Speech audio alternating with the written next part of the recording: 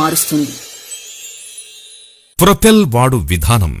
Propel ని పంటకాలం పూర్తయిన పిదప తదుపరి పంట విత్తుటకు ముందుగా భూమిని ఒకసారి సాలు లేదా దుక్కి చేసుకుని నీరు పెట్టుకున్న తరువాత 2 కేజీల ప్రొపెల్ ని 1 ఎకరా విస్తీర్ణంలో వెదజల్లుటకు సరిపడు ఇసుక లేదా పశువుల ఎరువులో కలుపుకొని ఏకరీతిగా వెదజల్లుకోవాలి. లేదా 2 కేజీల ప్రొపెల్ ని 1 ఎకరా విస్తీర్ణంలో అవశేషాలపై పూర్తిగా పిచికారీ చేసేందుకు సరిపడు నీటిలో కలుపుకొని వాడాలి.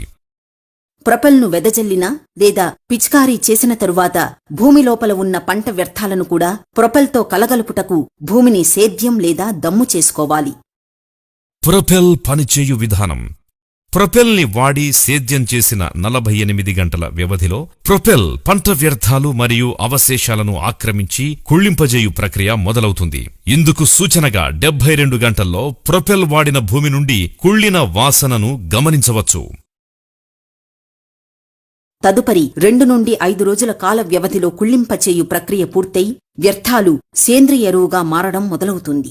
తద్వారా భూమి గుల్లబారడం గమనించవచ్చు. కుళ్ళింపబడిన వ్యర్థాలు మరియు అవశేషాలు పూర్తిగా సేంద్రియ ఎరువుగా మారి కర్బన శాతం పెరిగి పంట ఎదుగుదలకు సత్వరమే సహకరిస్తుంది. ప్రొపెల్ వాడడం